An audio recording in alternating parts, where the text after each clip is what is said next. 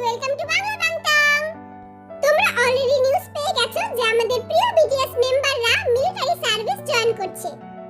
এই নিউজটা শুনে অনেক আর্মিরই মন খারাপ হয়ে গেছে এবং অনেকেই কান্নাকাটি শুরু করে দিয়েছে। আসলে গতকাল ওয়েবে একটি নিউজ দেয় এবং সেই নিউজে আমাদের জানানো হয় যে বিটিএস মেম্বাররা মিলিটারি সার্ভিসে জয়েন করবে এবং সবার ফার্স্টে জয়েন করবে আমাদের ওয়ার্ল্ড ওয়াইড হ্যান্ডসাম কিম সক জিন। আমাদের এটাও জানানো হয় তারা 2025 এ বিটিএস মেম্বার হিসেবে আবার ব্যাক করবে। এই নিউজটা শুনে অনেকে আমাকে জিজ্ঞেস করছো যে আপু এই মিলিটারি সার্ভিসটা কি বা কেন বিটিএসরা মিলিটারি সার্ভিস জয়েন করবে। কিন্তু তার আগে আমি তোমাদের সাথে কোরিয়ার কিছু হিস্টোরি এবং আইন নিয়ে কথা বলবো।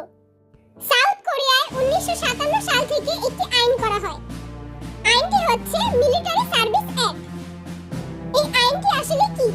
এই আইনটি হচ্ছে কোরিয়ায় সুস্থ পুরুষেরা কিছু দিনের জন্য সেনাবাহিনীতে যোগদান করে এবং তা কত দিন, কত মাস এবং কত বছরের জন্য হবে তা ডিপেন্ড করা হয় তাদের উপর।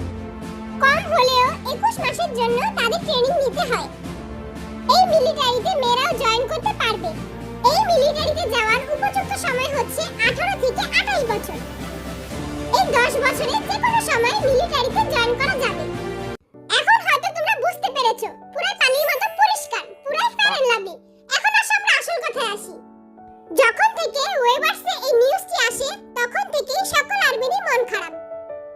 রিজনটা আমরা সবাই জানি, কারণ বিটিএসদের থেকে 2 বছর আলাদা থাকা আমাদের পক্ষে একদমই সম্ভব না। কিন্তু আমাদের কিম সক জিন ওপ্পা এই ডিসিশনটা নিয়ে হেটার্সদের মুখ তো বন্ধ করেছেই, সাথে আমাদের আর্মিদেরও প্রাউড ফিল করার একটি সুযোগ দিয়েছে। এখন আমরা যদি বলি কিম সক জিন কখন মিলিটারিতে জয়েন করবে, তো আমি তোমাদের বলি ওয়েভার্স নিজের স্টেটমেন্টে আগে জানিয়ে দিয়েছিল যে কিম সক জিন এখন তার সোলো অ্যালবাম নিয়ে কাজ করছে, যা অক্টোবরের শেষের দিক দিয়ে রিলিজ হয়ে যাবে। এরপর জিন নিজের মিলিটারি সার্ভিসের প্রসিজার ফুলফিল করবে। শুধু তাই নয়, বিটিএস এর সকল মেম্বাররাই মিলিটারিতে যাওয়ার জন্য প্রস্তুত। আমাদের সকল আর্মিদের জন্য এটা অনেক কষ্টের বিষয় হয়ে যায় যখন বিটিএসরা মিলিটারি সার্ভিসে জয়েন করবে, তখন দীর্ঘ মাস আমরা বিটিএসদের দেখা পাবো না। এমনকি তাদের নামে কোনো অ্যালবামও রিলিজ হবে না। তাদের গান, ভিডিও, লাইভ, কনসার্ট আমরা কিছুই দেখতে পারবো না। তাদের দুষ্টুমি, তাদের হাসি আমরা কিছুই দেখতে পারবো না।